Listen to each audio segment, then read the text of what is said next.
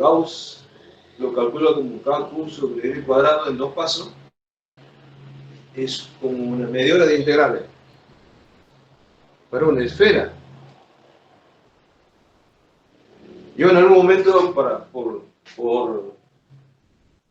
por mi propia, para saber nada más, he integrado en una mitad de esfera, pero hay que tener que usar integrales esféricas para poder llegar y capaz que hagamos, por ahí hay algunos problemitas donde hacemos integrales esféricas. No, ya no en esta época. Y había como una media hora de cálculo integral y eso, cuando Gauss te saca eso en 3 pasos. Por eso la importancia de la ley de Gauss, que nos permite con cuerpos simétricos, donde uno pueda aplicar la ley de Gauss, resolver eso con 2, 3 pasos o con pasos repetitivos y llegamos a los mismos resultados. Ahora me estoy acordando. Por ejemplo, en un plano.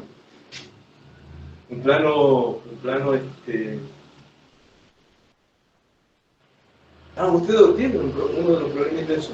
A ver. A mí me acuerdo. ¿Qué han calculado? ¿Qué tenemos en un cálculo de un disco? El último problema se calcula el campo eléctrico de un disco sobre el eje. En el segundo práctico, ahora me acuerdo, en el segundo práctico hay un disco. Y se calcula el campo eléctrico en el eje del disco.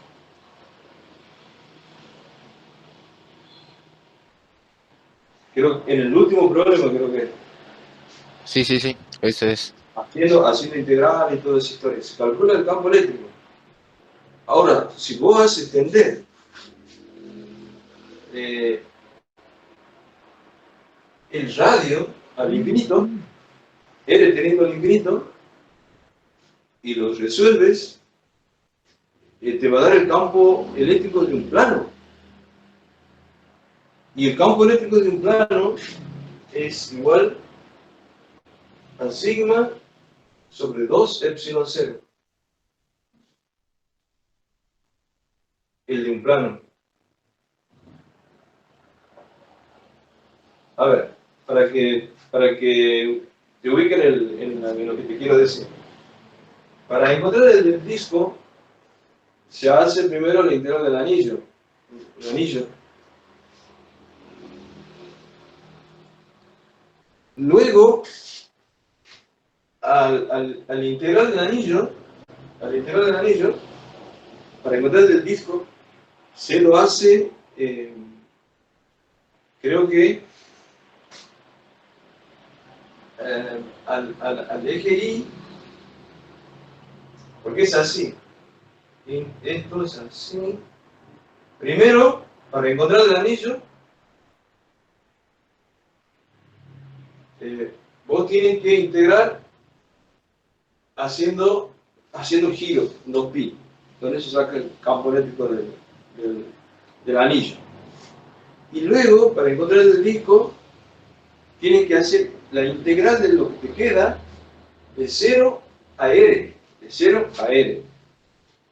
Si vos la haces de 0 a infinito, imagina un disco infinito, ¿qué es lo que es? Un plano infinito. Claro. Entonces, llegas a esta expresión. Pero después de rato de haber integrado. Integral de aquí, integral de allá, que se busca la vuelta, la resuelves de integral, y vas a llegar a este. Mientras que Gauss te llega con 2 pasos, al plano infinito. Pero no podemos sacar un plano finito con Gauss, no se puede. A no ser que yo diga, bueno, yo quiero calcular este plano finito, pero yo quiero calcular bien cerquita del plano. O si tengo este cilindro, pero yo quiero calcular ahí cerquita, en el medio y bien cerquita del cilindro. Ahí puedo aplicar la ley de Gauss. Pero en ese caso no sería general. Porque la ley de Gauss necesitamos que el campo eléctrico sea perpendicular a la escala del cilindro gaussiano. No, sería complicado. Por eso yo te digo, esto sí lo podemos hacer, ¿ves? podemos integrar en vez de 0 a n, integral de 0 a infinito. La misma integral, pero en vez de ser 0, es de 0 a infinito. Y empezar con las integrales a buscar algún atajo. Y capaz que sí, yo la verdad que no lo, que hace mucho que lo he hecho, pero era como hacer 2, 3 integrales más, o hacer 2, 3, y llegamos a esto. Uno puede demostrar a eso. Pero es para un campo, para un plano infinito. Mientras que con Gauss, te repito, es una cosa inmediata, vos haces 2, 3 pasos y ¡pum! Ya está el resultado. Pero está bien, desde el punto de vista que se planteen cosas. Sí, sí, está bien, que debatan, que piensen. Me parece muy bien. Y si lo puede plantearse, aunque no les salga, también está bien.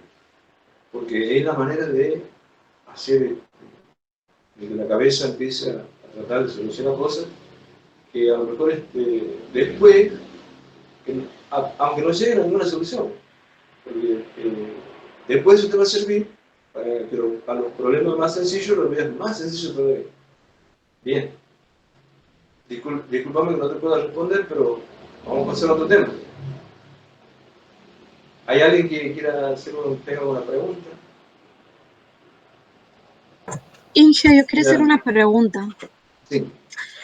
Por ejemplo, si nos dan a nosotros un ejercicio de barras, por ejemplo, que tiene una determinada longitud y posee una determinada carga, y ahí nosotros llegamos a una integral que nosotros podríamos aplicar directamente tabla en lugar de estar haciendo toda la integral.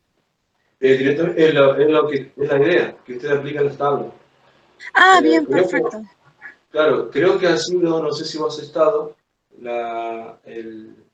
en la clase que he tenido de consulta, creo que, a ver, no ha sido la del viernes, sino ha sido el viernes anterior.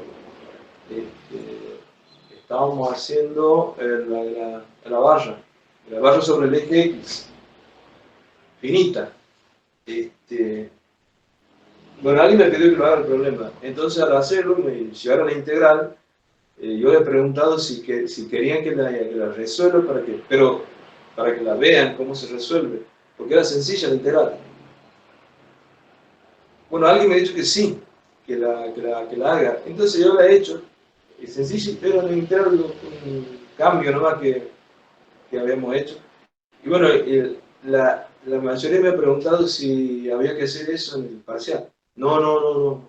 Yo he hecho esa vez, eh, si este viernes, el anterior, lo he hecho para fines para mostrar nada más. Pero no, eso no se pide. Por eso ustedes tienen ahí en el CUP Una hoja de un fórmulas. hojita de fórmulas, sí, una hojita de fórmulas. Lo que sí es interesante que ustedes sepan de dónde vienen las fórmulas, para que ustedes la puedan adaptar después a lo que ustedes están, porque si vos conoces de dónde viene la fórmula, aunque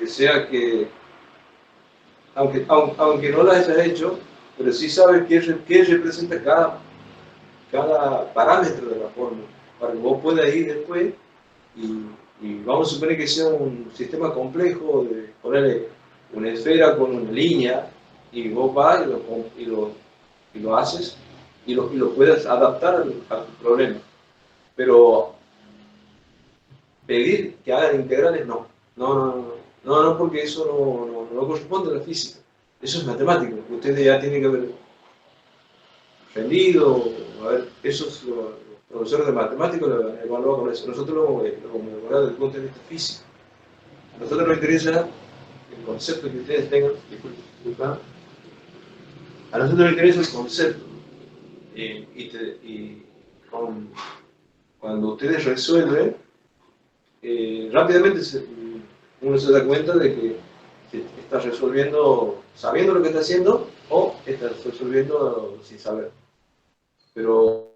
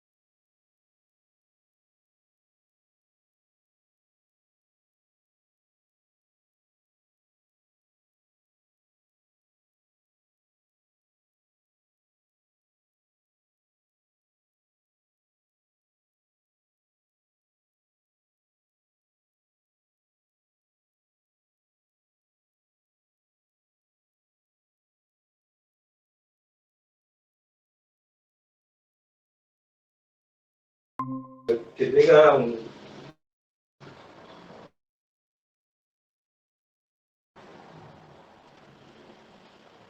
sigma.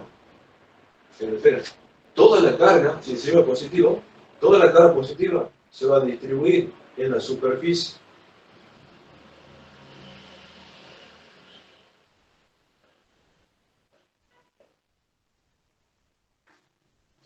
Toda la carga se distribuye en la superficie. En los conductores para adentro no va la carga. Ahora, si a mí me dicen, hay una esfera y me dan este dato, la distribución volumétrica. Imagínate que el problema diga que usted tiene una esfera con una distribución volumétrica de carga. Entonces, automáticamente, si uno sabe que en los conductores la carga solamente va a la superficie, al decirme que tiene una distribución volumétrica, me está diciendo la esfera es no conductora. Porque solamente en un material no conductor la carga se distribuye en toda la esfera. Pero el material conductor, la carga, si está cargada la esfera, se distribuye en la superficie. Esa es la diferencia. Entonces, cuando a mí me dicen una esfera conductora, ahí ya me está dando un dato. Me está dando un dato, ya sé dónde va la carga, hacia la superficie. Si no me dice nada, luego me dice una esfera tiene una densidad volumétrica de carga. Al decir volumétrica de carga, me está diciendo que es una esfera no conductora. Entonces quiere decir que la carga está en todo el cuerpo. Profe, lo mismo decir sería que es uniforme que aislante, ¿o no? No. Aislante significa que no conduce. Que no tiene conducción, que no tiene... el aislante significa que los electrones dentro del material no se pueden mover libremente. Mientras que conductora significa que los electrones tienen facilidad para moverse dentro del material, o sea, se pueden mover. Uniforme significa que, por ejemplo, si me dicen que Rho es uniforme dentro del material, quiere decir que se ha distribuido en... Yo tomo una pequeña muestra del material y tengo el mismo Rho. Me ubico en cualquier lugar donde porque no te olvides que Rho es volumen, digamos, en la carga, está definida así, de Q sobre dB. Es la carga sobre el volumen. Carga sobre el volumen. Entonces, ¿por qué hago este hincapié de esto? Porque puede ser que no esté distribuido uniformemente. Y al no estar distribuido uniformemente, Rho es variable. Variable, vamos a suponer en esta esfera que varíe con el radio. Si a mí me dice uniforme, es otro dato que me da el problema. ¿Por qué? Porque si yo quiero sacar la carga de aquí, de Q, es igual a Rho dB. Si quisiera sacar la carga de aquí, lo que hay que hacer es integrar. La carga es la integral de Rho dB. Si Rho es uniforme, dentro del material, entonces es constante. Entonces puedo sacar fuera de la integral. Porque esta es la integral de volumen, ¿no?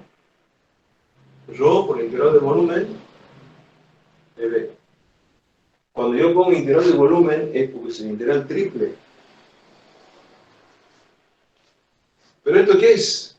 Es el volumen del cuerpo, vamos a suponer que sea de la esfera, pero vamos a llamarle P. Esto, cuando Rho es uniforme, ¿sí? Rho el dato que me dan es que el Rho es directamente, tomando esto, es Q sobre B. Si Rho es uniforme. O sea, uno puede decir, Rho es de Q sobre dB. Esta es la definición esta es la definición de la distribución volumétrica o de cualquier otra. Si es distribución diferencial, será de Q sobre dA. Y si es longitudinal, será de Q sobre dL.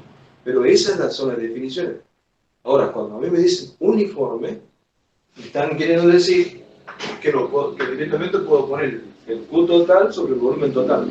¿Por qué? Porque lo puedo sacar de la integral si es uniforme. Pero si a mí no me dice que es uniforme, me dice varía, ρ varía. Por ejemplo, puede variar, ρ puede ser igual a KN. Está variando con el radio. Está variando de forma lineal con el radio. Quiere decir que ya no es uniforme. Entonces, cuando yo venga aquí, esta integral no la puedo sacar. No la puedo sacar. Tengo que venir, ponerla aquí y hacer la integral. Para que, bueno, si trata de una esfera sería sencilla la integral. Porque el dB sería la derivada del área. Pero si se trata de un cuerpo más complejo, bueno, ahí sí. Pero vamos a suponer que sea una esfera, para no complicar. Sería sencilla y lo coloco aquí al ρ y resuelvo la integral entre 0 y r, lo que sea, y ahí recién voy a sacar la carga. Ahí voy a sacar la carga total. Pero en ese caso ya se complica porque se me dicen ρ de variable. Porque al decirme variable me tiene que dar cómo está variando para poder resolver la carga. Pero si me dice uniforme, si es uniforme, listo. Ρ es Q sobre B. Ese es el dato que usted dice. Es uniforme. Por eso se le pone donde la carga ρ está uniformemente distribuida. Entonces puedo usar directamente, porque esta es la verdadera. Y esta es cuando ρ es uniforme, únicamente vale. Si ρ no es uniforme, si el problema no me dice, no me da esa seguridad de que ρ es uniforme, yo no puedo poner esto.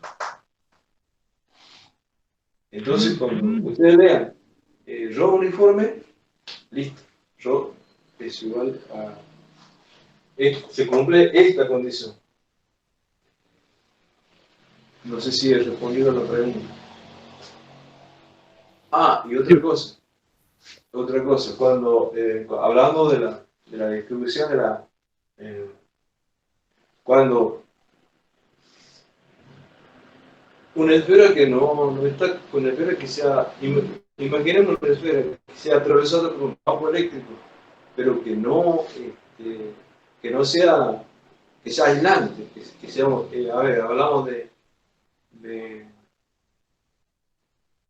ejemplo que les puedo dar, puede ser de vidrio, de madera, de tergopol, todos son materiales aislantes, plástico, esos son materiales aislantes.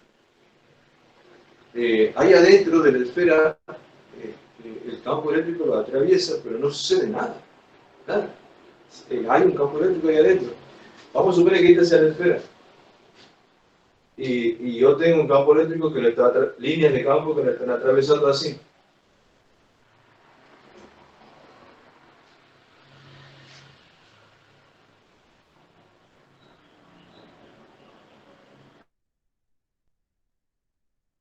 Esta es una esfera, vamos a suponer, y que esa esfera sea de material aislante, no conductor. Ahí no pasa nada, absolutamente nada. Pero vamos a suponer que sea una esfera conductora. ¿Qué va a pasar?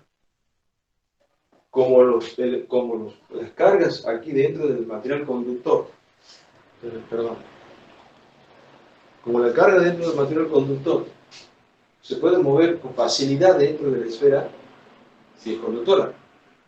Entonces lo que ocurre aquí, que esta carga positiva se va a una carga positiva y lo anula el campo aquí. Y esto se anula. Pero aquí se instala una carga negativa. Viene una carga positiva aquí, bueno, supongo que este no hay. Y aquí, y lo anula aquí adentro. Y se instala una carga negativa. Es decir, en realidad no pasa esto. Pero lo que pasa es que aquí cargas se mueven para acá, una positiva, y se mueven para acá una negativa, y forma un campo al revés. Perdón, al revés estoy haciendo. Negativa y positiva. Negativa y positiva aquí. Se va a poner una carga negativa y la positiva aquí. Quiere decir que aquí adentro del material se está formando un campo eléctrico al revés, que al campo lo anula al campo exterior y lo va anulando.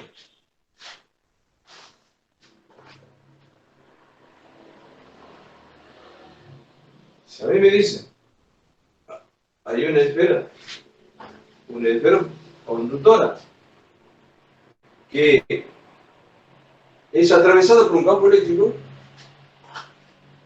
ustedes no duden que el campo eléctrico dentro de esta esfera es igual a cero.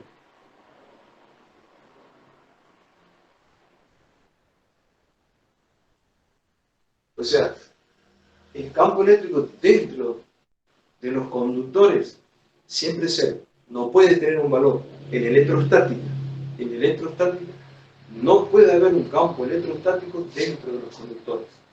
Entonces, si a mí me dicen, este material es conductor, ¿cuánto vale el campo eléctrico? O si ustedes, aplicando la ley de Gauss o lo que sea, encuentran un valor de campo eléctrico dentro del conductor, entonces están equivocándose.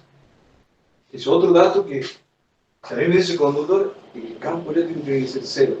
Dentro del conductor tiene que ser cero. Eso es algo fijo. Ustedes cuando se les tocaría un problema de Gauss y le dicen, bueno, tienen una esfera conductora, vamos a suponer. Ya un dato. Si es conductora y estoy en Gauss, el campo eléctrico dentro de la esfera me tiene que dar cero para esa zona. Si me piden campo eléctrico por zona, ¿no? Esto se conoce como la jaula de Faraday. Imaginen que todo sea material. Que todo sea material, se produce este fenómeno. O sea, dentro del material no puede haber conductor. Ahora bien, y ahora vamos a suponer que no sea todo material, que sea solamente una carcasa,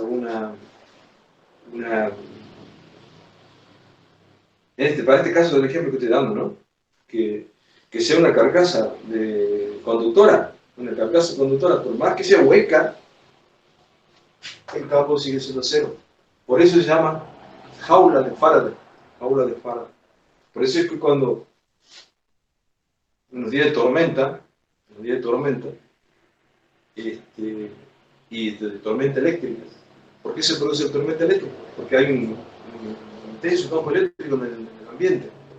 Entonces, ¿a dónde uno se tiene que ir a guarecer? ¿A dónde el mejor lugar para evitar el rayo? ¿A dónde creen ustedes? Dentro de un auto, dentro de un colectivo, dentro de algo que sea metálico y que lo cubra como una jaula de Faraday, porque ahí el campo eléctrico es cero.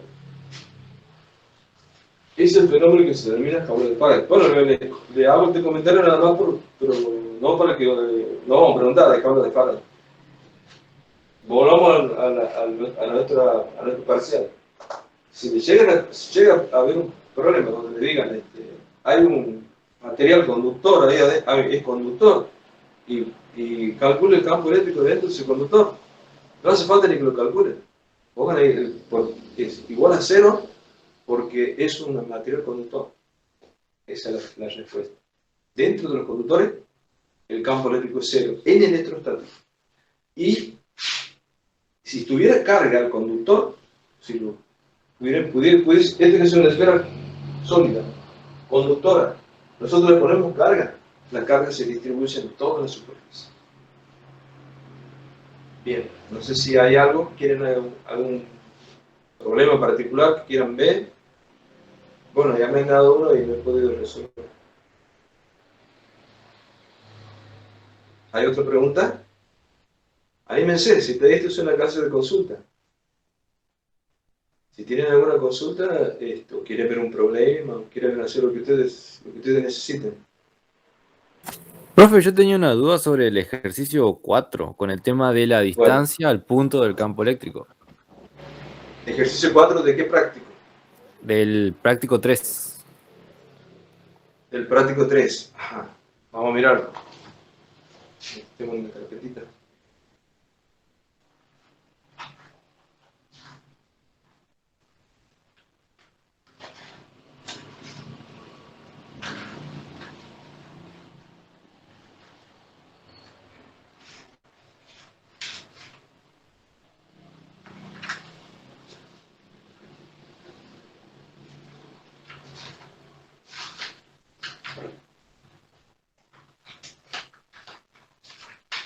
El 4. Donde dice una esfera sólida de 1,2 metros de diámetro, con su centro se lo deja en x igual a 4.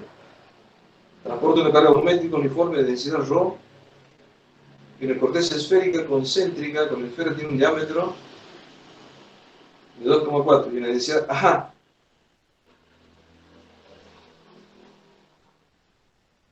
Sí, ya me acuerdo del problema, sí. ¿Cuál es tu duda ahí? Ahí sería al calcular el campo eléctrico, la distancia, porque ¿por qué la calcula? Sería desde el centro de la esfera hacia el punto y no sería desde afuera del cascarón hacia el punto, que sería porque, yo supongo que es porque es la carga total, pero no sé si está bien eso. Sí, sí, sí. Ahora, perdón, voy a permitir a alguien aquí. A ver si te entiendo la pregunta. Vos tienes un sistema, me acuerdo que el dibujo que veo, un sistema con dos esferas, una esfera sólida y un cascarón afuera. Es todo lo que tienes. Entonces a vos te piden encontrar, a ver, vamos a dibujar aquí un poquito.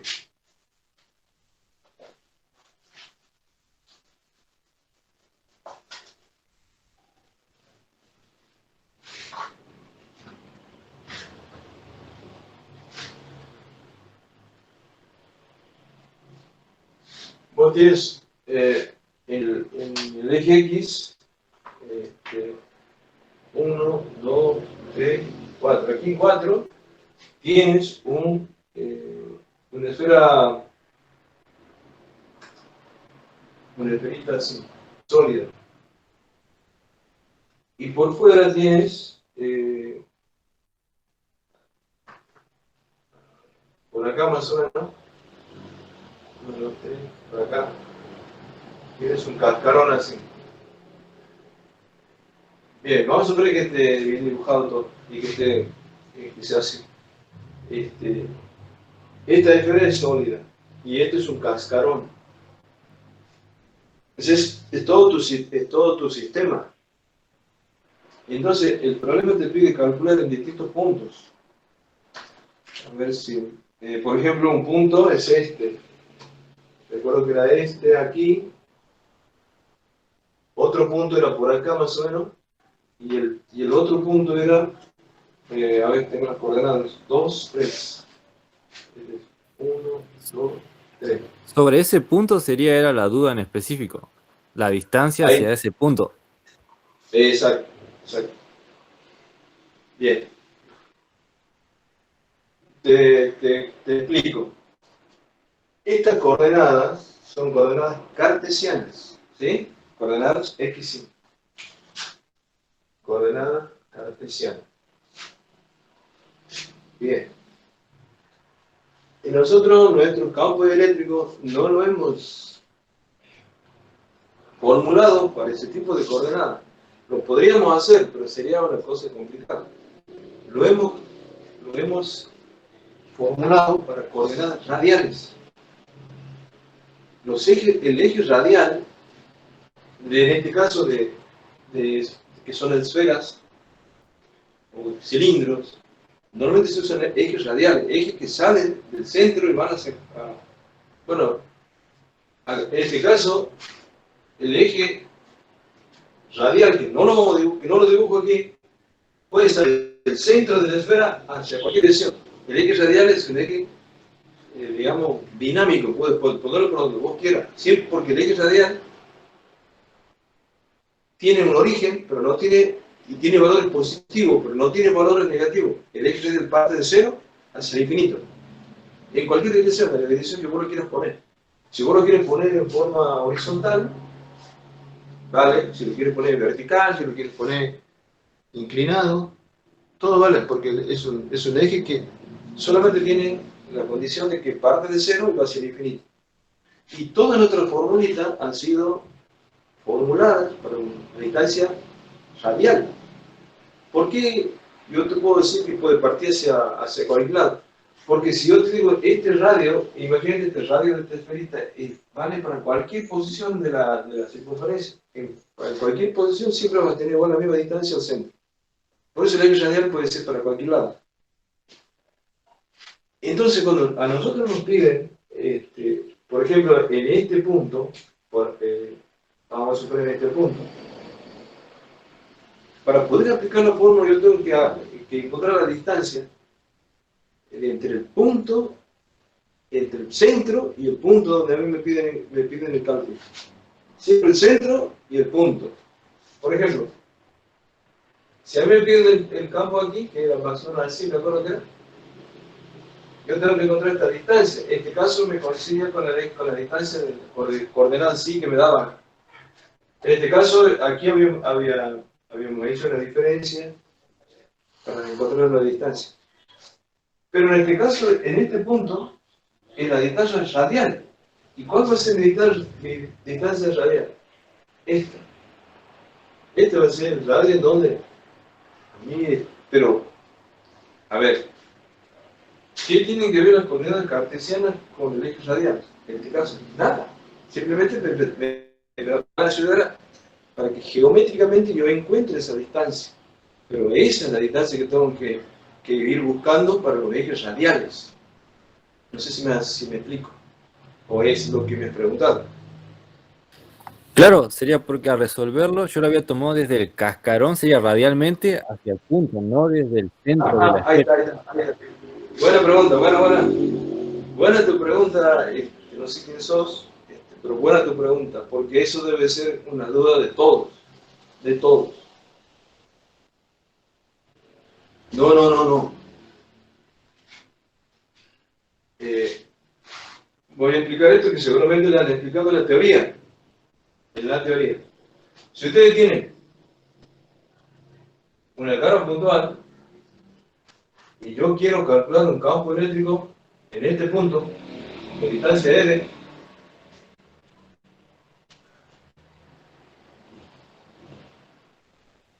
este será el campo eléctrico, vamos a suponer. ¿Por qué lo pongo ahí? Repaso de la teoría. Hay que ponerlo en la misma dirección de la línea que une el punto y la carga. Imaginemos que este sea el punto P. ¿Y cuánto vale ese campo eléctrico? Vale K por Q sobre la distancia de la carga puntual al punto que quiero calcular al cuadrado.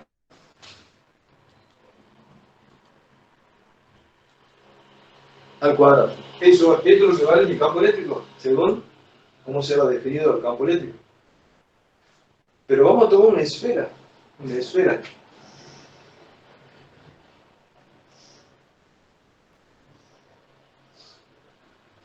Que esté cargada, toda con una carga. La esfera tiene una carga Q. No importa si es conductora o no conductora, vamos a tomar hacia afuera.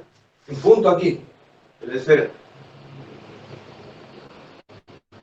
Y el campo eléctrico, vamos a suponer que la carga es positiva, la carga es Q de toda la esfera. Que puede ser una esfera maciza o una esfera conductora, lo que sea. La esfera que sea, que puedo decir la carga total de la esfera es Q. Pero vamos a llamarle Q mayúsculo para que no digamos que ahí está Q. Q mayúsculo, ¿verdad? Pero yo digo que es positiva. ¿Cómo hago para calcular el campo? Para ponerlo directamente aquí fácil. Porque yo digo, ¿cómo era? En la carga, el punto. Trazo una línea que una la carga con el punto y listo. Si esta carga es negativa, al campo lo dibujo viniéndose la carga. Si esta carga es positiva, al campo lo dibujo alejándose de la carga. Y aquí, ¿qué voy a tomar? ¿Esta distancia de aquí para acá? ¿O de aquí para acá? Del centro de carga. No. Siempre se toma el origen. Siempre. Es el eje radial. El origen del eje radial. Siempre se toma esta distancia. De aquí para acá. Entonces, perdón. Aquí lo dibujo el campo eléctrico. ¿Y el campo eléctrico cuánto va a valer? Si ustedes lo hacen por Gauss, eso va a valer K por Q sobre L al cuadrado. Pero el mismo que este. El mismo que este. ¿Y qué distancia se ve aquí? Es la distancia del centro al punto, el punto P.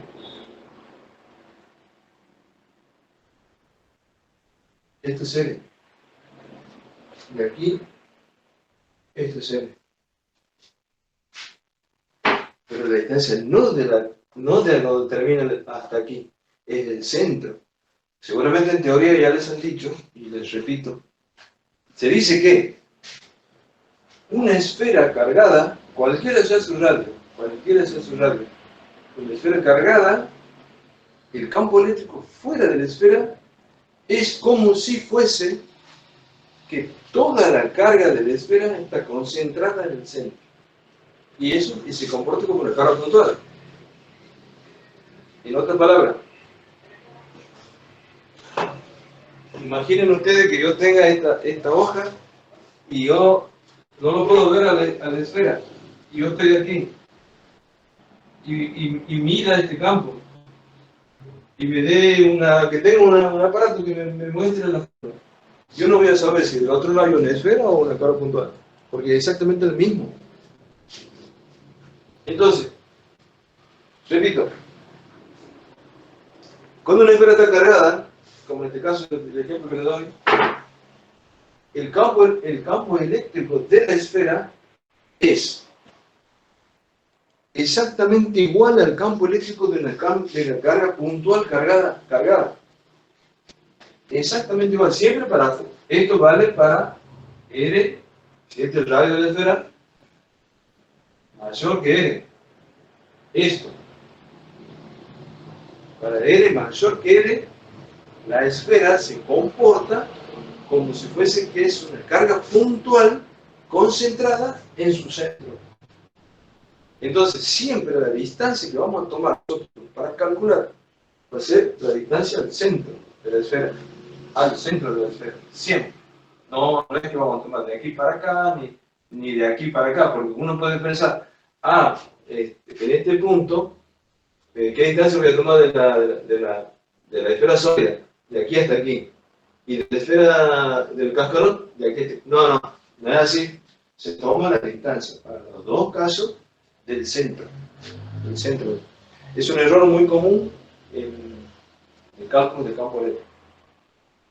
No sé si he respondido tu pregunta o no me he dado cuenta, o no he tomado, o no lo he podido interpretar. No, sí, profe, eso era justo lo que le preguntaba, así que ahora ya lo entendí. Bien. Bueno, otro que pregunte. Ahí estamos para debatir aquí. Anímense y digan lo que quiere que hagamos algún problema, algo que se quedó en el camino ahí sin resolver. Hola, ingeniero, ¿se me escucha? ¿Sí? ¿Qué tal? Yo tengo una duda, más que nada. Ajá. Cuando me pongo a estudiar en la unidad 2, sé que me pueden pedir una varilla finita e infinita, y también me pueden pedir un anillo o un disco, ¿no? En la Sí. unidad 3, ¿qué formas me podrían llegar a pedir para que yo trabaje? O sea, un cilindro, una esfera. Además, me marea cuando es hueco, cuando tiene volumen. Realmente no sé cómo puede variar Sí. tanto y en qué variaría cada caso de esos. Bueno, sí, por ejemplo, en el caso que vos preguntas, en el práctico 3,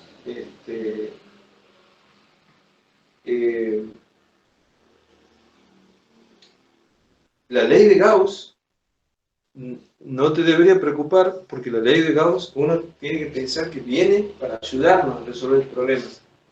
Porque si para aplicar la ley de Gauss, lo primero que tenemos que ver es que haya simetría. Por ejemplo, te puede tocar como los problemas compuestos. Eso, hay un problema que dice, hay una línea, hay un plano, hay una esfera que está dispuesta así en el espacio cartesiano. Y te piden la composición de los tres campos. No te olvides que vos puedes aplicar el principio de superposición todas las veces. Puedes calcular uno, calcular el otro, y el otro por separado y después unirlo. Esa puede ser una posibilidad. Y cuando te toque calcularlo por separado, a cada uno, y si son simétricos, siempre ley de Gauss. Siempre ley de Gauss, que es más fácil aplicarlo. Ahora, puede ser que te toque un lugar donde haya huecos, donde haya cilindros huecos, donde haya esferas, pero eso tiene que ser, ¿cómo te diría?, más fácil para... Imagínate, te voy a poner un ejemplo para que veas cómo Gauss nos ayuda a resolver. Ya una vez que cuando uno ya lo maneja más o menos,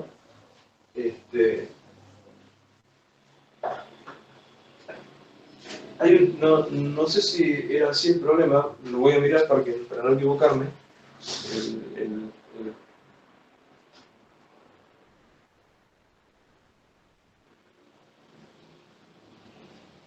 Sí, era un problema así, me acuerdo que el número 2 creo que era, donde teníamos una esfera,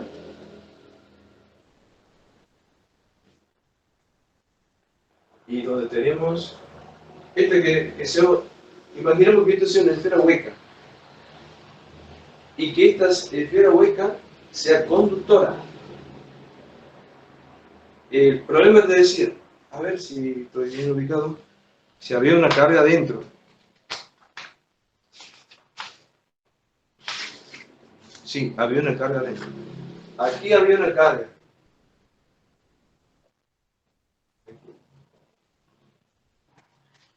Y que esta esfera es conductora. Y vos me digas, no sé qué pasa ahí. ¿Cómo lo puedo plantear al problema ese? No sé cómo se inducen las cargas. Puede ser una situación de muchos. Yo te digo, esta esfera es conductora. Creo que el problema 2 o 3 esta esfera es conductora y tengo una carga ahí. ¿Cómo lo resolverías por Gauss? Por zonas, o sea, yo tengo que calcular esta zona, después esta zona y después afuera. Pero el dato es que es conductora esta esfera. ¿Qué es lo que acabo de decirle a ustedes? Que aquí adentro es maciza, todo es. Esto vendría a ser, para que tengan una idea, es una cáscara gruesa. Vendría a ser como un durazno, ¿no es cierto?, donde yo le saco el carozo. Y ha quedado grueso el durazno, pero nada más que en vez de ser la formita del durazno, es bien esférico. Vamos a ver. Pero adentro le vamos a meter una carga positiva. Y que todos me digan, pero yo no sé cómo se hace la inducción de carga, cómo es que se va para acá, viene para allá, no sé eso. Gauss viene a ayudarnos. ¿Por qué? Porque usted tiene que decir, es conductor aquí, quiere decir que aquí tiene que ser cero el campo. ¿Por qué? Porque la esfera es conductora, no puede haber campo en electrostática. Si es conductora, ahí no hay campo. Entonces ya parto con un dato, no hay campo. Bueno, hago la superficie gaussiana. Esta parte, para los que vienen que este es un eje radial, para R menor que el radio A, en este caso, menor que A, ¿qué tengo? Una carga puntual. ¿Y cuánto vale el campo de una carga puntual? Si ya lo conocen. Usted dice, el campo eléctrico me tiene que dar esto. K por Q sobre L al cuadrado. Siendo esto L. ¿Por qué? Sé que me tiene que dar eso.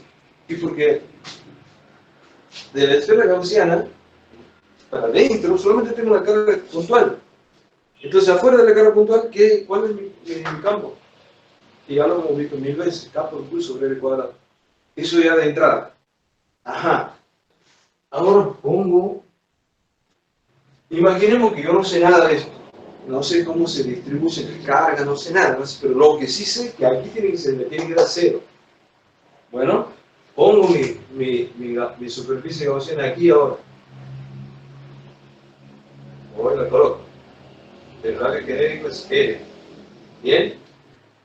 Entonces, ¿qué dice Gauss? Gauss viene a ayudarnos, no viene a complicarnos. Gauss dice, integral del campo eléctrico diferencial de A. Y bueno, como es una esfera, ¿qué si usted ya lo tiene que ver visto? Ah, disculpen, una pregunta. Le voy a hacer propaganda a mí mismo. Está en el CUP, el práctico 3 desarrollado, resuelto. ¿Ustedes ya lo han descargado ahí? ¿Lo han visto? Sí, sí, lo vimos, Sí, Inge. sí, claro. ¿Lo han visto? Bueno, ahí lo tienen resuelto el práctico 3 para estudiarlo. Les digo, por la duda alguno no lo ha bajado todavía, ahí lo tienen para ver. El diferencial de A. Que, si ustedes, no lo voy a hacer toda la historia del campo serio, eso ya lo tienen que haber estudiado bien. Eso es el campo eléctrico, aquí me dan por el área de la esfera gaussiana. 4pi por el radio al cuadrado. Ajá. Y eso, dice Gauss, tiene que ser igual. Aquí voy a poner la ley de Gauss. Integral de E diferencial de A igual a la carga neta sobre epsilon 0. Epsilon 0. Perdón, vamos a poner bien. Sobre epsilon 0. Hasta ahí, yo no sé nada de cómo se distribuyen las cargas, no sé nada, porque no he entendido cómo era el tema de esa distribución.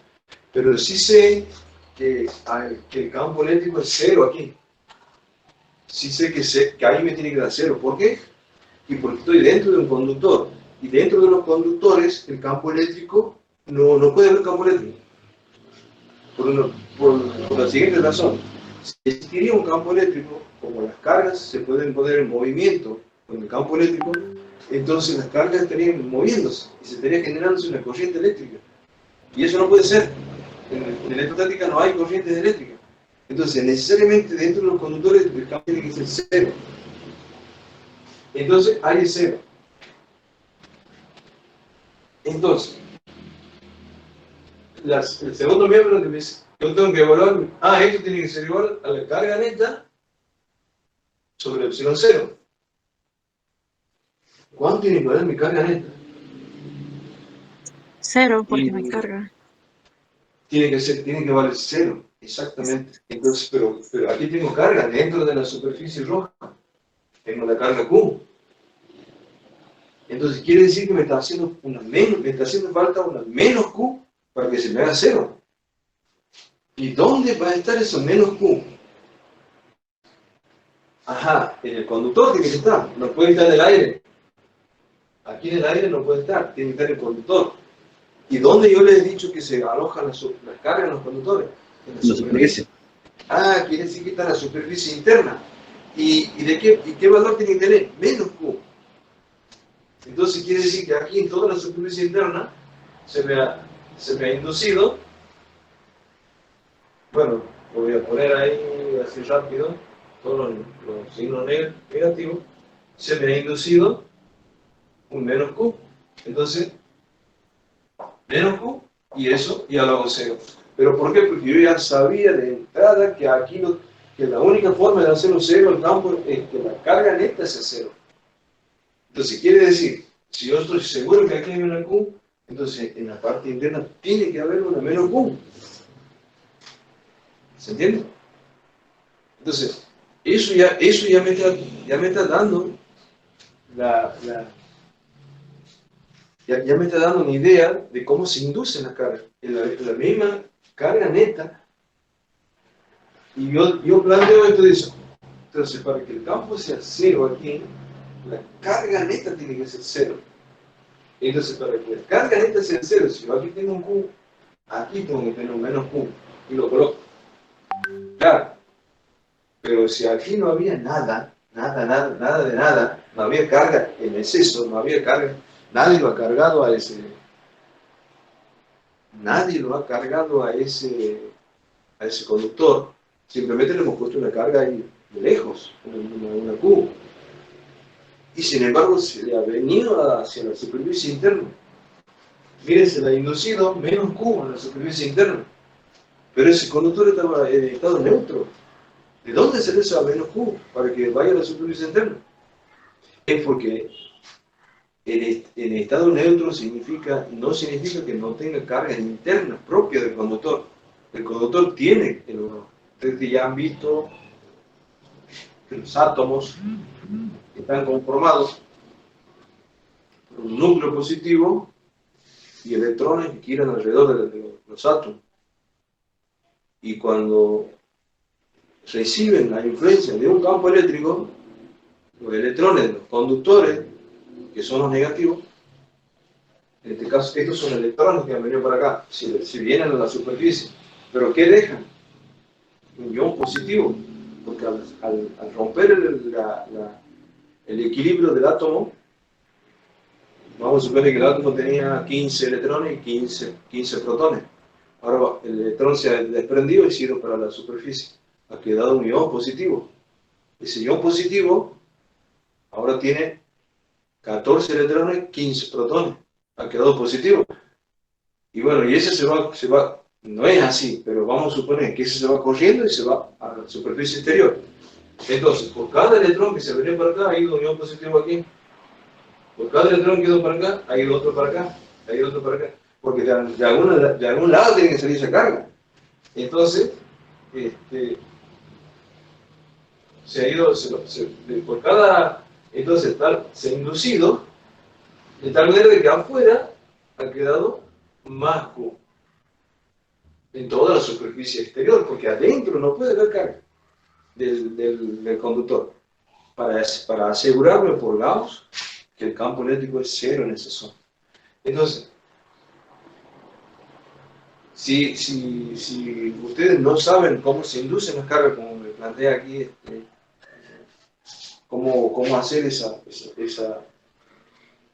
entonces, esta es una manera, Gauss nos ayuda a saber, por lo menos si hay conductores, cómo se tiene que inducir.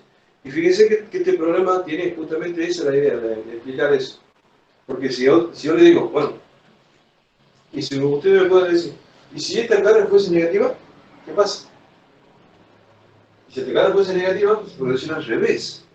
La carga positiva se vendría a la superficie interior, se induciría y quedaría siempre para hacerme cero dentro del campo, de la zona de conductor.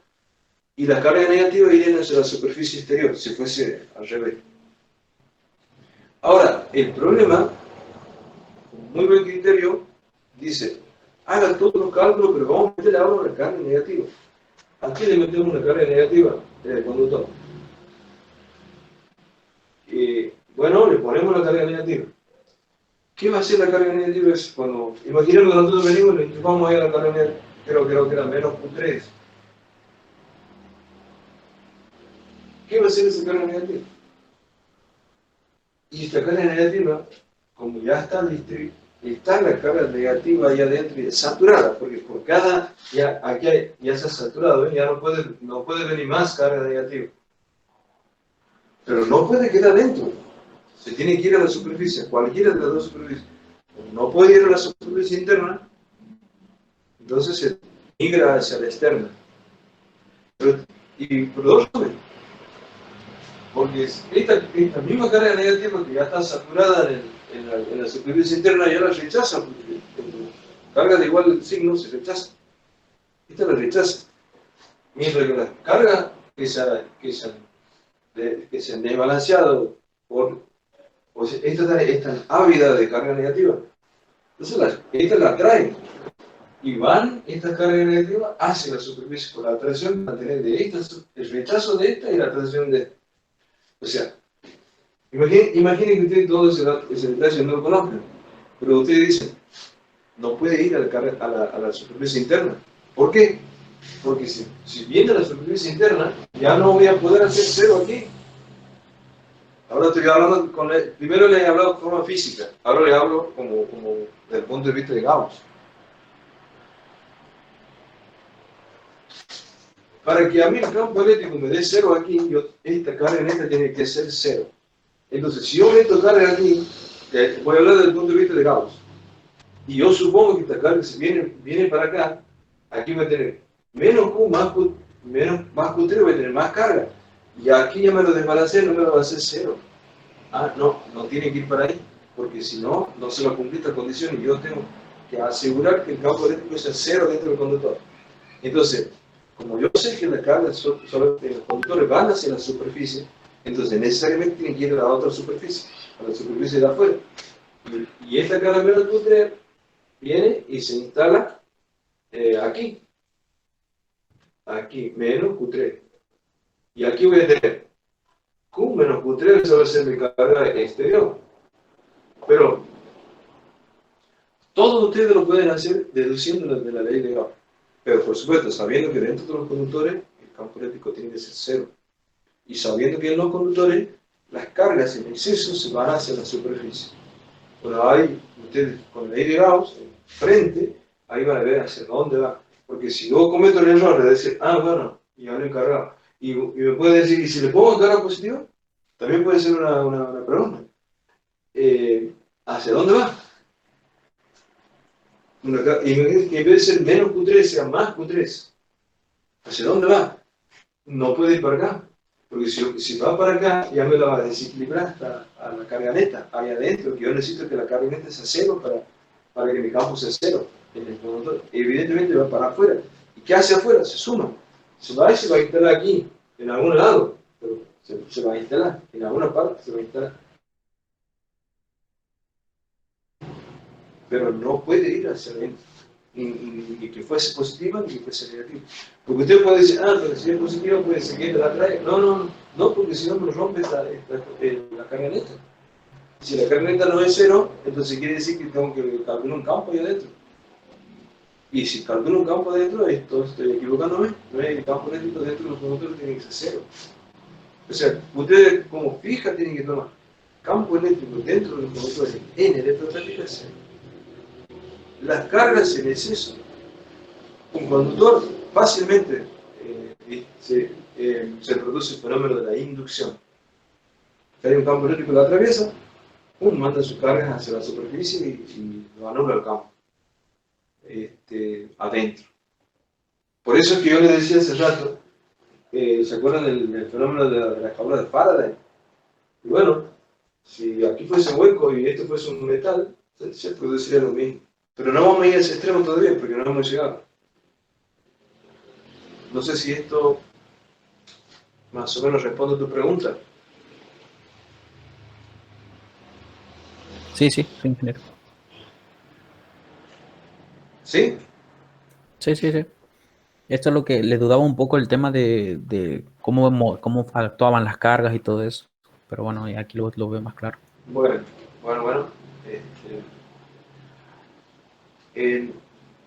Bueno, no sé si tienen algo más para preguntar, algún problema en particular que quieran que lo hagamos.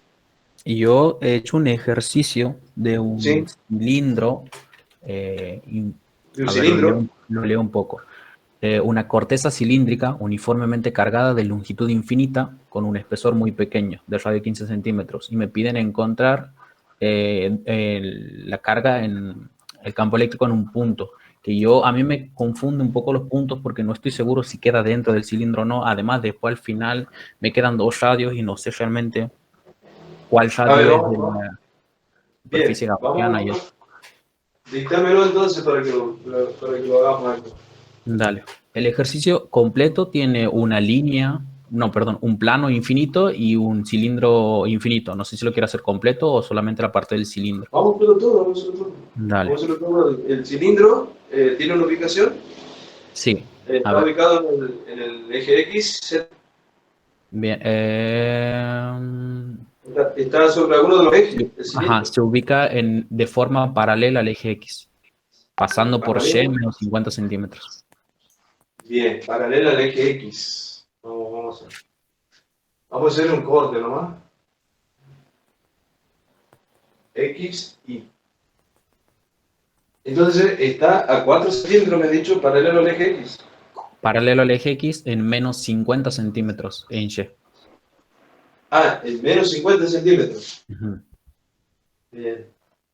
Vamos a poner que esté aquí. Menos 50.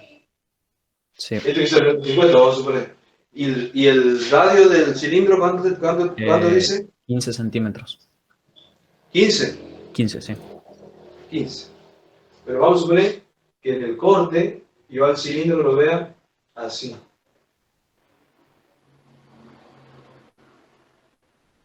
El eje pasa por 50 y este diámetro tiene 30 centímetros. Bien. Es un cilindro infinito.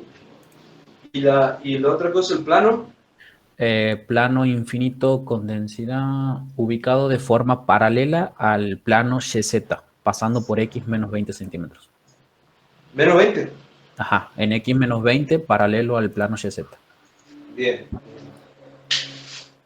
Vamos a poner que este sea menos 20 por acá. Menos 20 centímetros. Y tenemos un plano aquí. Ahí está. Bueno. Imaginen que este es el plano. Y este es el... Ahora, ¿en dónde te pide calcular el campo eléctrico? En el punto X 40 centímetros y Y menos 40 centímetros.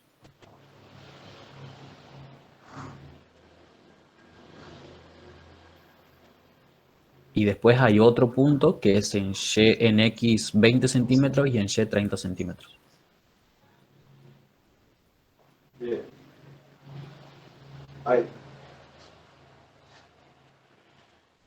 El cilindro es un cilindro hueco, es una cáscara nada más. Dice corteza cilíndrica uniformemente cargada de longitud infinita. Ajá, y entonces me tiene que dar lambda, perdón, el sigma. Sí. El sigma o lambda. Con una carga superficial de 6 microcoulomb sobre metro cuadrado. 6 microcoulomb. Y el plano tiene una carga superficial de 2,2 microcoulomb sobre metro cuadrado. 2,2 microcoulomb. Ahí está, ahí está. Los dos son positivos. Sí, los dos son positivos. Los dos son positivos. Bueno, miren, este sería un problema lindo para el... Imagínense lo que sea para el parcial, ¿eh? Vamos a tomar ya como ejemplo. Miren, aquí como me habla de un cilindro infinito, me está diciendo ley de Gauss, así de gritos, ley de Gauss. Y el plano infinito, ley de Gauss, me está diciendo. Bueno,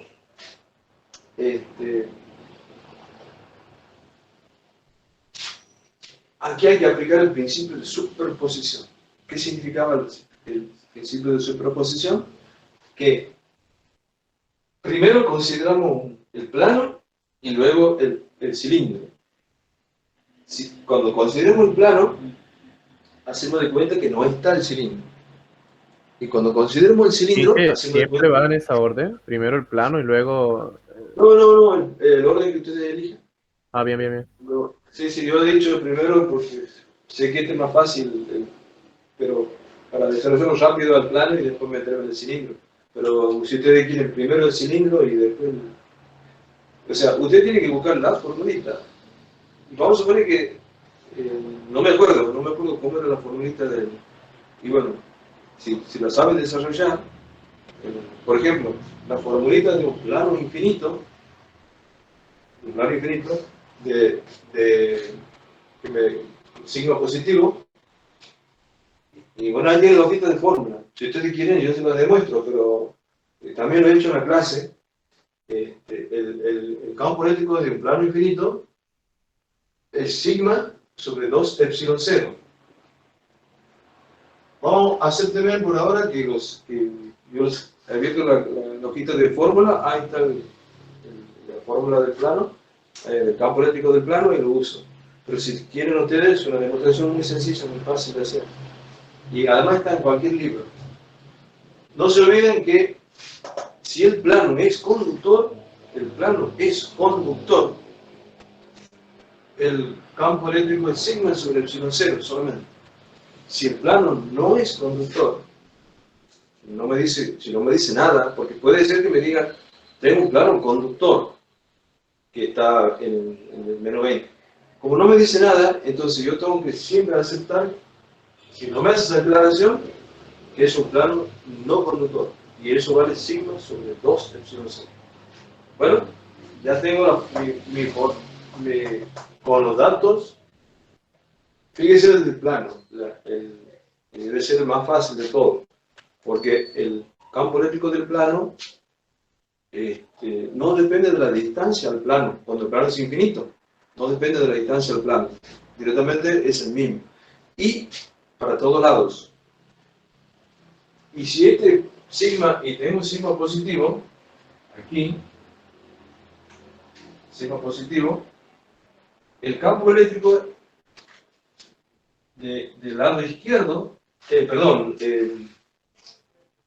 para los que no me han interpretado lo que estoy dibujando, no, me dan un cilindro y un plano, pero lo podría dibujar en el espacio, pero se me va a complicar mucho el dibujo. Entonces yo lo que estoy haciendo, estoy dibujando el plano del pizarrón va a ser el plano XY, y el eje Z está saliendo perpendicular al pizarrón. Entonces yo lo que estoy haciendo es un corte. Entonces, al hacer el corte, al plano lo veo como una línea. Y este es un cilindro, pero al hacer el corte, lo veo como 2 líneas. ¿Se entiende el dibujo? Para hacerlo más sencillo. En realidad esto es una carcasa cilíndrica que tiene un diámetro de 30 centímetros y que pasa por menos 50, el eje del cilindro. Bueno, aclarando eso, y no se olviden que esto es infinito para acá y esto es infinito para allá. Por lo tanto, Inge, disculpe, le hago 2 preguntitas. ¿Hay algún caso en el que convenga hacerlo en un plano tridimensional? ¿O siempre no? No, para ustedes, porque si ustedes no tiene sentido hacer esto en ningún caso. Si ustedes lo hacen en el corte y lo interpretan bien el corte, perfecto. No necesitan hacer un dibujo tridimensional. Te imaginas armar un parcial que para tener poquito tiempo, estar dibujando y haciendo cosas. No. Simplifiquen todo lo que sea dibujo. Después, otra preguntita. Respecto a lo anterior, yo he calculado, o sea, sé calcular el plano no conductor. 2 epsilon 0, el 2 sería de las 2 tapas. ¿Por qué no habría un 2 abajo, o sea, así como por encima para cuando yo lo practique? Bien, si fuese conductor no hay 2. Si fuese Claro, si fuese conductor, porque ¿dónde se va ese 2? La contesto, para eso tendremos que ir a la demostración. Imagínate que este es el plano. Y que esto sea,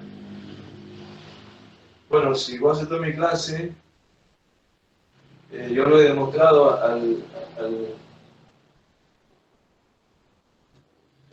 cuando me tocó hacer el plano, lo hemos demostrado a él. Y del lado izquierdo de la ley me salía 2E por A. Y eso es igual a la carga neta sobre epsilon 0.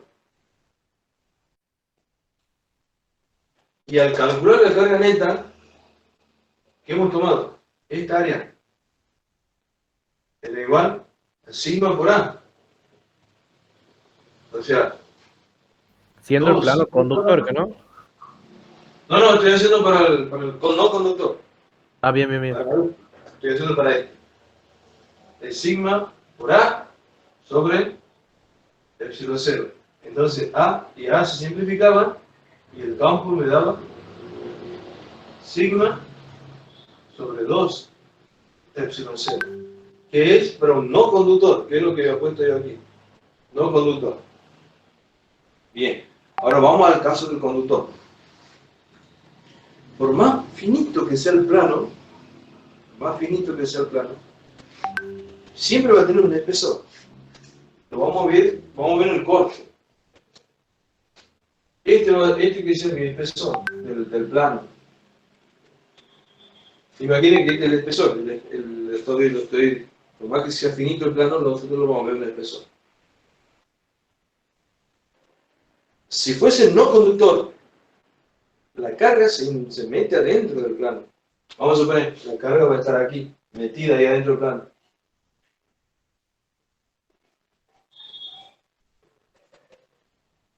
Ahora, en este caso es un no conductor. El caso que hemos tomado para este ejemplo. Vamos a suponer que sea un conductor. Este va a ser mi espesor. ¿Qué hemos dicho de los conductores? ¿Hacia dónde va la carga? Hacia la superficie. Entonces, en la superficie va a haber carga. En el plano. Si esto es para conductor, ¿no? En las dos superficies va a haber carga. En este caso, quiere decir que si es conductor, aquí le tengo que agregar otra más, una superficie más del otro lado. Entonces, aquí en la fórmula, la carga neta ahora ya va a ser 2 veces la carga neta, porque va a tener dos áreas, un área de allá y un área de aquí. Entonces, aquí va a haber un 2, que lo va a simplificar a este, y me va a quedar para los conductores. ¿Se ha entendido? Sí, perfectamente. 2 caras en el plano infinito.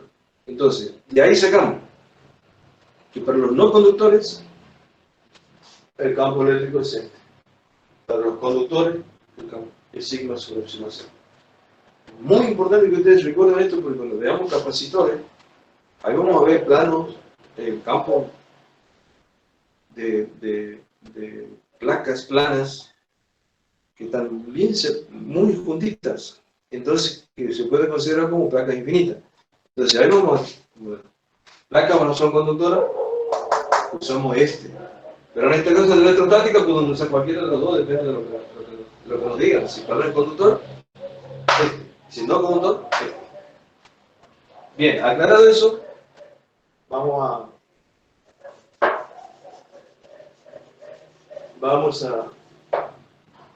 nuestro problema. Le digo, bueno, ya sabemos que el sigma sobre 2 epsilon 0, en el caso del plano, no depende de la distancia, pero sí sabemos que el campo es perpendicular al plano. Y si este fuese positivo, como en este caso, digamos, las líneas de campo salen para allá y salen para acá. O sea, tanto para allá como para acá, del plano, sale la línea de campo. El campo es constante en cualquier punto y tiene este valor. Por lo tanto, el módulo nosotros no tenemos problema para calcularlo porque tenemos sigma aquí y este va a ser una constante, pero sí vamos al punto primero. 40 centímetros y menos 40. Lo ubicamos al punto. 40 positivo, que vamos a suponer que sea por acá, y 40 negativo. Pero ¿qué pasa? Que este tiene 15. Quiere decir que estamos aquí. Porque aquí, como este pasa por la posición 50 y el radio es 15, quiere decir que el extremo está superior, hay que restarle, ¿no es cierto? Menos 50, digo, ¿no? Hay que restarle 15. O sea, estaría pasando por menos 35. O sea, este punto estaría en menos 35 centímetros. Y el punto está en menos 40. Aquí adentro está. Está dentro de la carga, del tubo, de la cáscara. Entonces aquí sí. Y vamos a ubicar el otro punto, ya que estamos para hacerlo más corto. 20 centímetros y 30. 20 vamos a suponer que sea por acá. Y 30, 1, 2, 3, 30 que sea por acá. Entonces, estamos en este punto.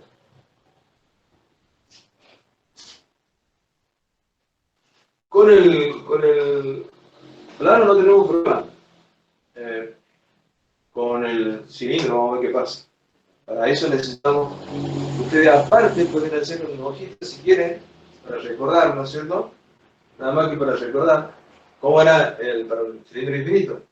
El cilindro infinito era así, en donde ustedes podrían tomar coordenadas, que sea, y Longitud y lambda, ¿no? cada... Cuso, no, yo lo hago para recordar nada más, pero y para recordar y para poner bien el... Tomamos un n, ¿no es cierto? Pero en realidad es infinito esto, nosotros. Tomamos una superficie gaussiana interna dentro del cilindro.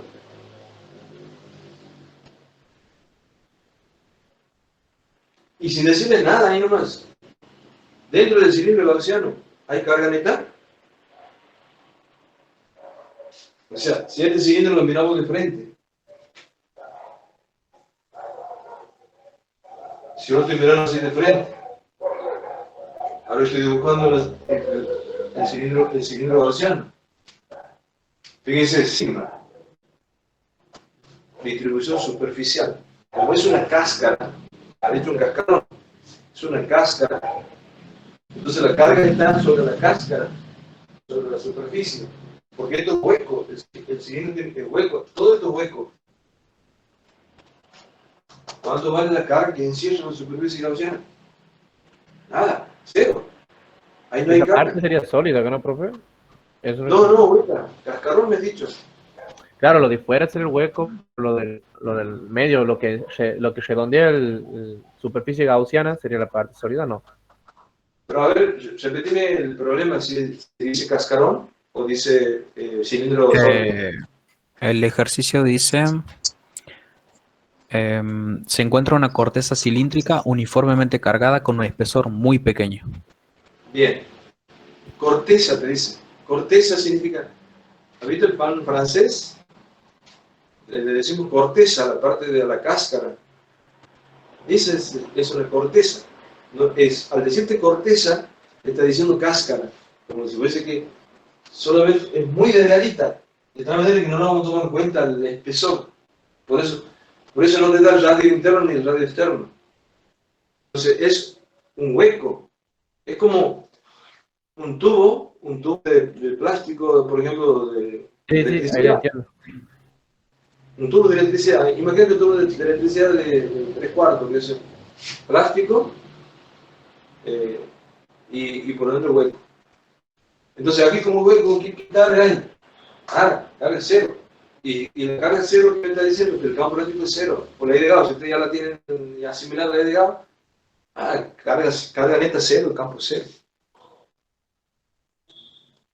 Entonces quiere decir que si aquí adentro no hay campo eléctrico producido por el tubo, entonces solo el campo eléctrico producido por el plano. ¿Y qué dirección va a tener? Va a tener esta dirección, ¿eh? ¿Dirección A? ¿Y cómo hemos hecho eso? Principio de superposición. Primero hemos considerado el plano sin tomar en cuenta, perdón. Me estoy equivocándome.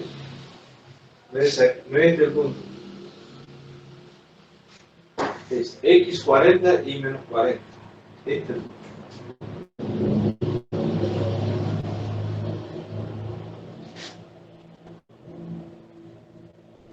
Ahí está. No es aquí porque estabas en el eje Y.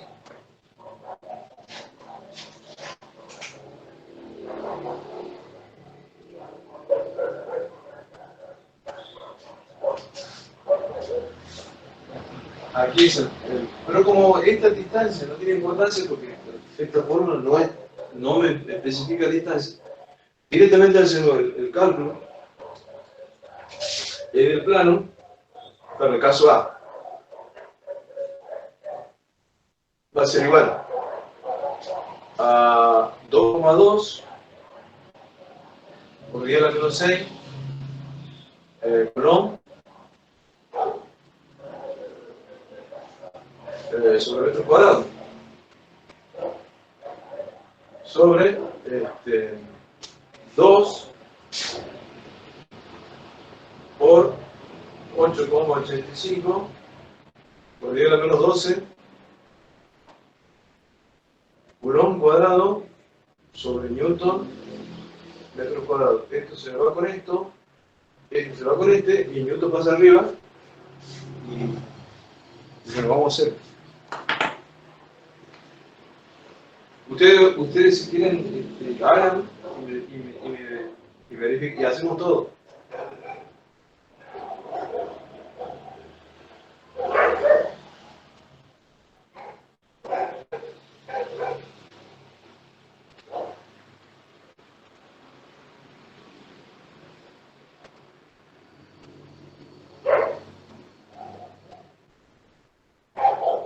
Eso me da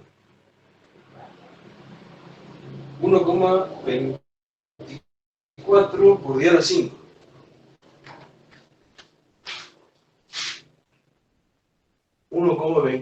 por 10 a la 5.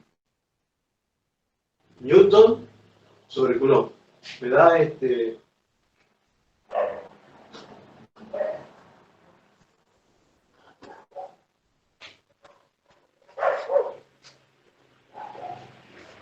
y es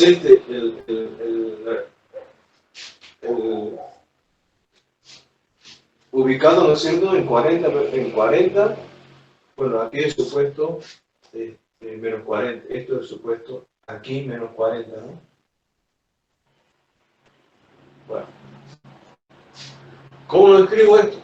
¿Cómo lo presento en sociedad a este? 1,24 por 10 a la 5 Newton sobre Coulomb, 0 grados. Este va a ser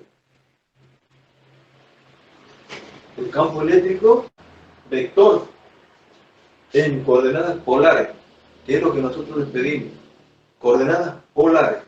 Me podrás decir, si le pongo inversor positivo, también lo vamos a aceptar, pero nosotros preferimos coordenadas polares.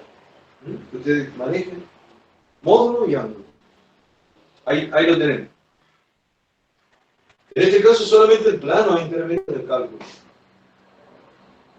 Vamos al punto B.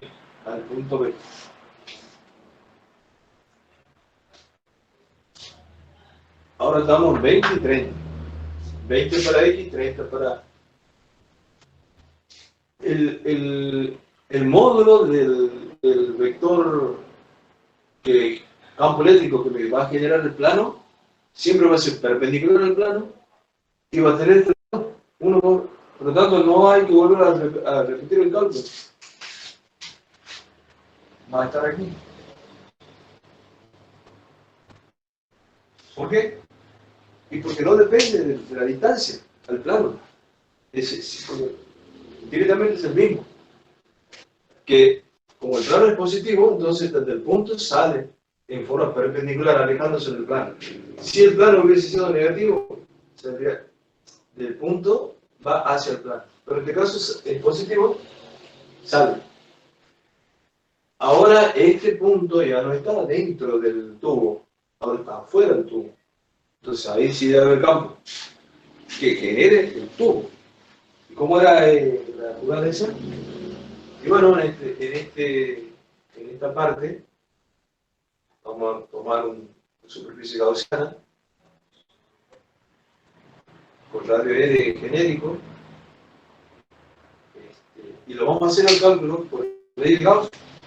Esto ustedes lo pueden hacer por separado, en una hojita aparte para que si no lo tienen a mano o si no lo sacan de la fórmula, así que se les figura la forma.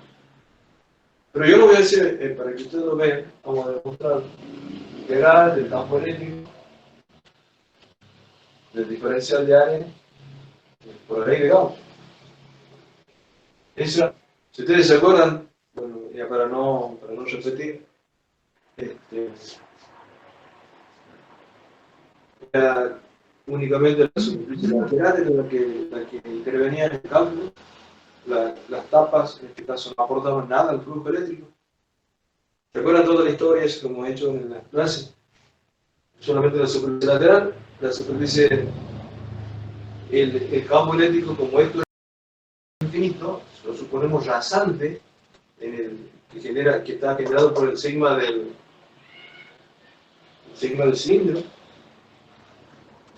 el rasante, por lo tanto ahí no tengo campo eléctrico en esta zona, en la tapa, ni ninguna, solamente esto lo va a quedar después de hacer toda la historia que hemos hecho, y no lo hago más. De todas maneras, les digo ahí en el PDF que les he dejado, ahí les he escrito todo. No se olviden que ahí yo no tengo para poner circulitos, así que ahí no figuro circulitos, pero es porque no es porque no tengan que figurar, sino porque no tengo cómo ponerlo.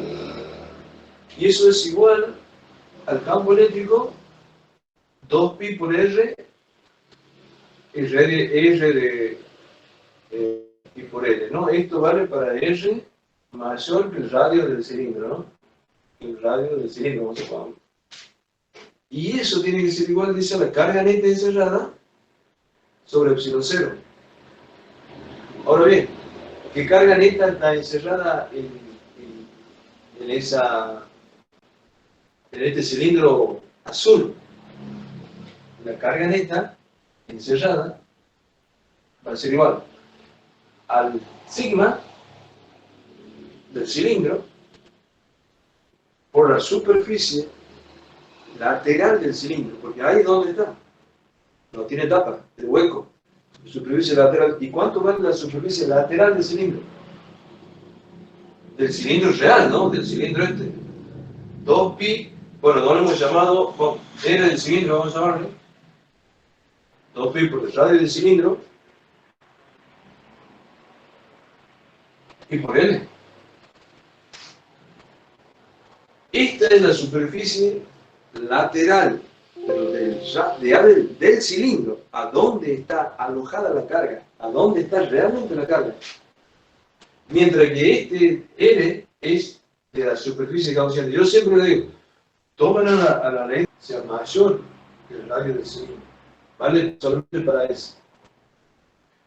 Entonces, ¿qué consideración, cuál es lo que nos ha llevado a aplicar la ley de Gauss? Es que es infinito, porque si, como me preguntaba el primer alumno cuando comenzó con la clase, si esto fuese infinito, yo no podría aplicar la ley de Gauss, no se puede aplicar. Pero como es infinito, ahí lo podemos aplicar. Y me da esta formulita.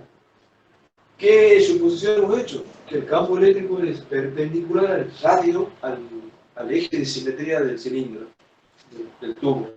¿Por dónde pasa el eje de simetría? Por menos 50, paralelo a él. Entonces quiere decir que es perpendicular al eje X, el campo. Me fijo en el sigma, positivo. Quiere decir que se va alejándose del eje de simetría. No se olvide que ahora estamos en el principio de superposición, en donde yo supongo que no existe el plano, solamente existe el cilindro. Entonces, tengo que, de este punto que es perpendicular al eje X, y lo poner aquí, y alejándose del cilindro. ¿Por qué? Porque el sigma del cilindro es positivo. Si el sigma del cilindro fuese negativo, así menos, entonces el campo tendría. Es para lo único que nos sirve el signo, para saber hacia dónde va, si el campo se aleja o se acerca. Después no nos sirve para nada más cuando calculamos vectores. Entonces el campo eléctrico del cilindro, en este punto, va a estar así. O sea que en este punto va a haber tanto campo del plano como del cilindro. Aquí es solamente del plano. Bueno, ya tengo la formulita. Es esta, sigma, es dato. ¿Qué R voy a considerar? Ahí viene también una pregunta que me han hecho al principio. Fíjense, partido del centro del cilindro, o sea, de aquí, el centro del cilindro, de aquí, de aquí, del centro, o sea, de la posición menos 50 a la posición 30, de aquí. Ese va a ser el de R, y yo tengo que emplear esta formulita. Esto es el de R, la distancia del centro de aquí, del origen, del centro con el radio de simetría del cilindro. Y hasta aquí tengo menos 50, y hasta aquí tengo 30. quiere decir que la distancia en valor absoluto, ¿no? Es 80 centímetros. O sea que mi radio, para mi cálculo, es 80 centímetros. Para el caso B, entonces R va a ser igual, vamos a llamarle R2, que sea 80 centímetros.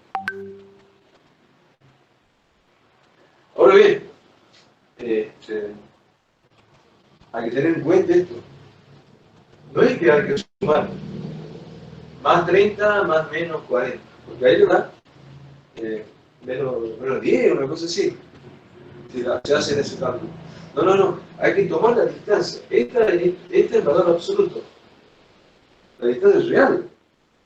En realidad se calcula, si ustedes calculan matemáticamente, menos. O sea, esto menos esto y le va a dar positivo, pero eso de la matemática no nos interesa. Nosotros que, si alguien me pone a mí la distancia es igual a menos 10, fuera de discusión, no entiende nada. Aquí aunque me demuestren que matemáticamente que ustedes lo pueden calcular, se puede hacer, ¿no? Se calcula distancia entre dos puntos, menos y le va a dar positivo. Pero si me ponen el 80, pues estoy viendo que aquí 30, y aquí, y aquí hay 50, al eje 50 más 30, listo, el valor absoluto. Bueno, voy a volver aquí y vamos a hacer el cálculo. Entonces, el campo eléctrico del cilindro, ¿cuánto vale? Sigma del cilindro, que vale 6, por 10 a la menos 6, Coulomb sobre metros cuadrados, por el radio del cilindro. El radio del cilindro, el diámetro de la 30 es 15. 15 por 10 a la menos 2 metros. 15 centímetros. Sobre epsilon 0, bueno, lo pongo aquí, 8,85 por 10 a la menos 12, Coulomb cuadrado, Newton cuadrado. Y por R, que varía 80 centímetros, lo pongo aquí, por 80 por 10 a la menos 2 metros. Bueno, simplifiquemos lo que se pueda simplificar. Voy a simplificar este metro cuadrado con este metro cuadrado. Este metro lo simplifico con este metro. Este Coulomb lo simplifico con este Coulomb. Y este va arriba y me va a quedar Newton sobre Coulomb. Y hagamos este cálculo. Si ustedes me quieren compartir el cálculo, bienvenido. Voy a calcular esto. Fíjense si lo calculo bien. 6 exponente de la menos 6 por 15 dividido 5 exponente de la menos 12 por 80 exponente de la menos 2. Ahí, a mí eso me da 1,27 por 10 a la 5. 1,27 por 10 a la 5. Es decir, que el campo eléctrico es 1,27 por 10 a la 5 sobre 1. Y ahí tengo el módulo del campo. El módulo del campo. De este campito. Evidentemente, lo que tiene que ustedes hacer, a esto lo voy a presentar como vector. A ver, vector es 1,27 por 10 a la 5 Newton sobre Coulomb por el ángulo. ¿Qué ángulo tiene? Con respecto al eje X, al eje polar. 90 grados. Respecto al eje polar, siempre el eje polar es un eje horizontal que sale de aquí, 90 grados. Ahí lo tenemos los dos. Voy a poner este para que no es tan importante. Estos son los importantes.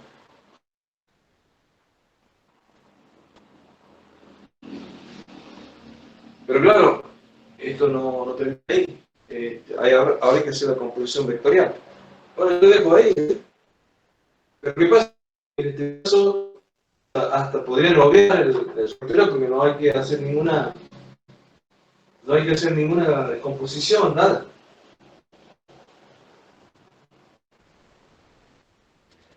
¿Por qué? Porque ya están. Este está en el eje X y este está en el eje Y. Ya no hay que hacer ninguna descomposición, nada más que yo lo pongo ahí como deberían ir los vectores. Entonces, el campo eléctrico resultante no es otra cosa que el E del cilindro al cuadrado más el E del plano al cuadrado. Eso sería, ¿cierto?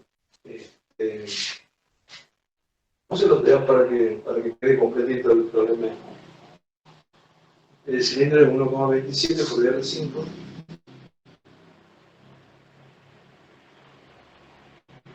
Newton sobre el Coulomb, todo eso elevado al cuadrado. Más este otro, 1,24.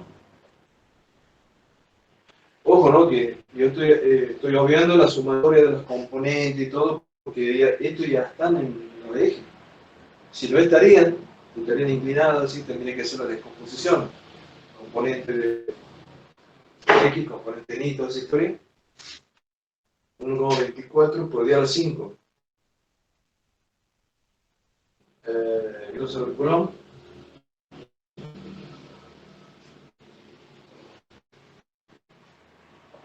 Por ejemplo, aquí, ¿ves? Los dos están elevados al 5. Entonces no me hace falta poner en la fórmula todo esto.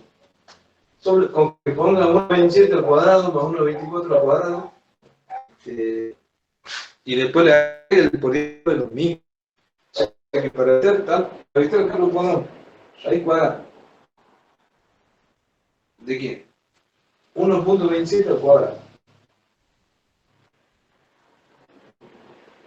Más 1,27 al cuadrado. Y eso me da 1,77 1,77. El 1